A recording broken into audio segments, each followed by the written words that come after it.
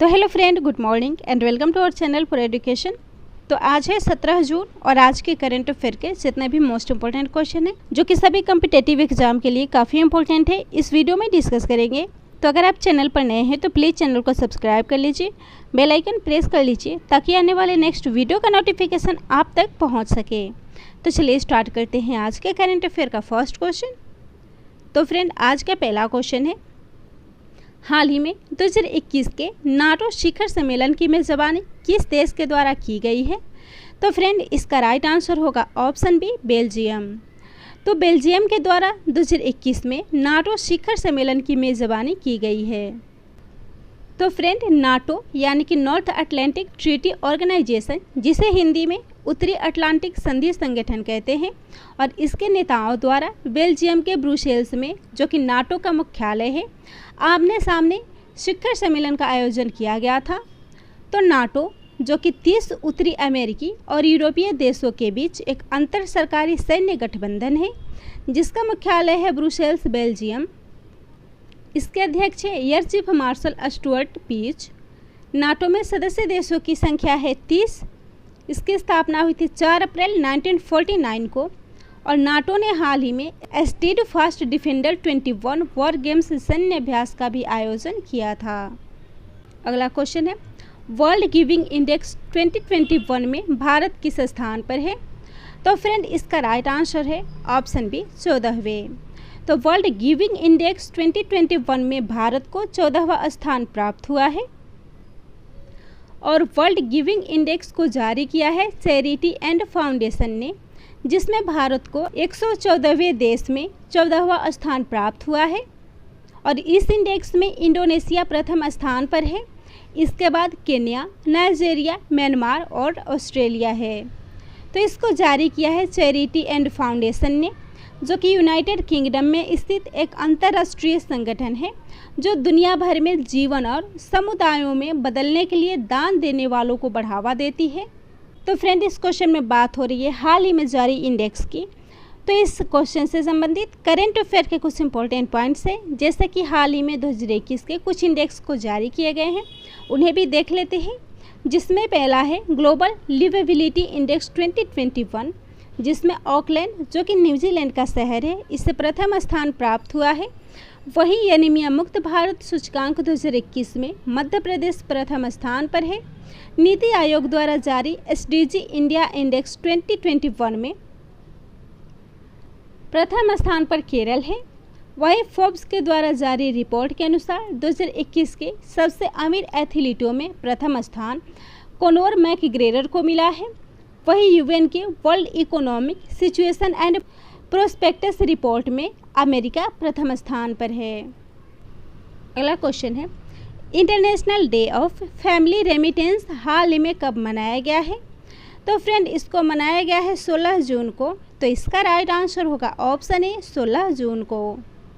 तो friend, international Day of Family remittance अर्थात अंतर्राष्ट्रीय पारिवारिक प्रेषण दिवस प्रत्येक वर्ष 16 जून को मनाया जाता है, और पहला अंतर्राष्ट्रीय प्रेषण दिवस 16 जून 2015 को मनाया गया था। तब से प्रत्येक वर्ष 16 जून को इस दिवस को मनाया जाता है। तो इस क्वेश्चन में बात हो रही है जून मंथ के इम्पोर्टेंट डेज की। तो अब तक मनाए गए जून मंथ के जितने भी इम्पोर्टेंट डेज हैं उन्हें भी देख लेते हैं। इसमें पहला है 1 जून। तो 1 जून को प्रत्येक वर्ष विश्व दुग्ध दिवस और विश्व मातृ पितृ दिवस मनाया जाता है। 3 जून को विश्व साइकिल दिवस मनाया जाता है। वहीं 4 जून को international Day of innocent children victims of aggression मनाया जाता है। 5 जून को विश्व पर्यावरण दिवस मनाया जाता है। वहीं 6 जून को रूसी भाषा दिवस मनाया जाता है, और 6 जून को विश्व कीट दिवस भी मनाया जाता है। वहीं 7 जून को विश्व खाद्य सुरक्षा दिवस, 8 जून को विश्व महासागर दिवस, 9 जून को विश्व प्रत्यायन दिवस, 12 जून को बाल श्रम के खिलाफ अंतर्राष्ट्रीय दिवस, 13 जून को अंतर्राष्ट्रीय एल्बिनिज्म जागरूकता दिवस, 14 जून को विश्व रक्तदाता दिवस, 15 जून को वैश्विक पवन दिवस, और 16 जून को विश्व बुजुर्ग दुर्व्यवहार जागरूकता दिवस मनाया जाता है। अगला क्वेश्चन है, हाल ही में कॉर्नवाल में आयोजित G7 लीडर्स समिट 2021 का कौन सा संस्करण है? तो इसका राइट आंसर होगा ऑप्शन डी 47वां। तो यह इस समिट का 47वां संस्करण है जिसका आयोजन हाल ही में कॉर्नवाल में किया गया था। तो फ्रेंड, 47वां G7 लीडर्स समिट यानी कि G7 मीटिंग का आउटरीच सत्र जो कि 11 से 13 जून 2021 को कॉर्नवाल में आयोजित किया गया था। कॉर्नवाल जो कि यूनाइटेड किंगडम में स्थित है और इसकी मेजबानी यूनाइटेड किंगडम के द्वारा की गई थी क्योंकि यह 2021 के लिए G7 का अध्यक्ष है और इस शिखर सम्मेलन का विषय है बिल्डिंग बैक बेटर। और फ्रेंड, यूके ने ऑस्ट्रेलिया, भारत, दक्षिण कोरिया और दक्षिण अफ्रीका जो कि संयुक्त रूप से डेमोक्रेसी 11 कहा जाता है, इसको 2021 शिखर सम्मेलन में अतिथि देशों के रूप में आमंत्रित किया था। तो यह बात हो रही है G7 की। तो G7 7 औद्योगिक देशों का एक समूह है जिसमें Canada, France, Germany, Italy, Japan, America और यूके शामिल है। और इस बैठक का मुख्य उद्देश्य कोविड-19 संकट है जो कि दुनिया के सबसे बड़े हिस्सों में लगातार फैल रहा है। अगला क्वेश्चन है, सस्टेनेबल डेवलपमेंट रिपोर्ट 2021 में शीर्ष स्थान पर कौन सा देश है? तो इसका राइट आंसर होगा ऑप्शन ए फिनलैंड। तो हाल ही में सस्टेनेबल डेवलपमेंट रिपोर्ट जारी की गई है जिसमें फिनलैंड को प्रथम स्थान प्राप्त हुआ है। तो फ्रेंड, सतत विकास रिपोर्ट यानी कि सस्टेनेबल डेवलपमेंट रिपोर्ट को संयुक्त राष्ट्र सतत विकास समाधान नेटवर्क यानी कि STSN के विशेषज्ञ द्वारा तैयार और जारी किया गया है और यह सूचकांक तुलना करता है कि देश सतत विकास के लिए 2030 एजेंडा को कैसे लागू करते हैं और फिनलैंड इस सूचकांक में सर्वोच्च स्थान प्राप्त किया है। फिनलैंड जो कि एक नॉर्डिक देश है और नॉर्डिक देश पहली बार इस सूचकांक में शीर्ष स्थान पर है और दूसरे स्थान पर स्वीडन है, तीसरे स्थान पर डेनमार्क है, जबकि भारत को इसमें 117वां स्थान प्राप्त हुआ है।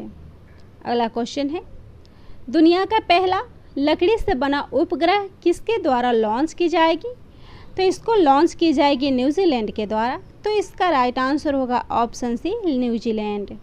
तो फ्रेंड, यूरोपीय अंतरिक्ष एजेंसी द्वारा 2021 के अंत तक दुनिया का पहला लकड़ी का उपग्रह यानी कि वीजा वुडसैट पृथ्वी की कक्षा में लॉन्च करेगी और यह उपग्रह ध्रुवीय सूर्य समकालीन कक्षा यानी कि polar sun sign Kourounis orbit में लगभग 500 से 600 किलोमीटर की ऊंचाई पर परिक्रमा करेगा और यह 10x10x10 सेमी नैनो उपग्रह है और लकड़ी से आने वाली वाष्प को कम करने और परमाणु ऑक्सीजन के क्षरणकारी प्रभाव से बचाने के लिए इसमें एल्यूमिनियम ऑक्साइड की पतली परत भी लगाई गई है। तो फ्रेंड, यह बात हो रही है न्यूजीलैंड की जिसके प्रधानमंत्री है जेसिंडा अर्डन, राजधानी है वेलिंगटन, करेंसी है न्यूजीलैंड डॉलर। न्यूजीलैंड जिसने हाल ही में वित्तीय फर्मों के लिए विश्व का पहला जलवायु परिवर्तन कानून पेश किया है और देश में गर्भपात के लिए बेरेपमेंट लीव लॉ पारित करने वाला यह प्रथम देश है और विश्व में महिलाओं को मतदान का अधिकार भी पहली बार न्यूजीलैंड में दिया गया था। अगला क्वेश्चन है, WHO के तकनीकी सलाहकार समूह के मानद सदस्य किस भारतीय को नियुक्त किया गया है? तो इसका राइट आंसर होगा ऑप्शन बी मुकेश शर्मा। तो हाल ही में मुकेश शर्मा WHO के तकनीकी सलाहकार समूह के मानद सदस्य नियुक्त हुए हैं। और फ्रेंड, मुकेश शर्मा जो कि IIT कानपुर के फैकल्टी हैं और इन्हें विश्व स्वास्थ्य संगठन के वैश्विक वायु प्रदूषण और स्वास्थ्य तकनीकी सलाहकार समूह के मानद सदस्य के रूप में नियुक्त किया गया है और तकनीकी सलाहकार समूह वायु प्रदूषण और स्वास्थ्य के मुद्दों के लिए तकनीकी मार्गदर्शन और इनपुट प्रदान करने के लिए सलाहकार निकाय है और यह इस बात पर भी मदद करता है कि सदस्य देश वायु प्रदूषण और स्वास्थ्य से संबंधित सतत विकास लक्ष्यों यानी कि SDG जैसे SDG 3.9.1, 7.1.2 और 11.6.2 को कैसे प्राप्त कर सकता है। तो यह बात हो रही है WHO की यानी कि वर्ल्ड हेल्थ ऑर्गेनाइजेशन की जो विश्व के देशों के स्वास्थ्य संबंधी समस्याओं में सहयोग करता है और स्वस्थ समाज विकसित करने में मदद करता है। स्थापना हुई थी 7 अप्रैल 1948 को मुख्यालय है जेनेवा, स्विट्जरलैंड। इसके महानिदेशक हैं टेड्रोस एडहानम और उप महानिदेशक है सौम्या स्वामीनाथन। अगला क्वेश्चन है, मई के लिए ICC player of the month किसे चुना गया है? तो इसका राइट आंसर होगा ऑप्शन सी, ए और बी दोनों, यानी कि कैथरीन ब्राइस और मुशफिकुर रहीम को मई के लिए ICC player of the month चुना गया है। तो फ्रेंड, आईसीसी यानी कि अंतर्राष्ट्रीय क्रिकेट परिषद ने स्कॉटलैंड की कैथरीन ब्राइस और बांग्लादेश के मुशफिकुर रहीम को मई के लिए ICC player of the month award के विजेताओं के रूप में चुना है।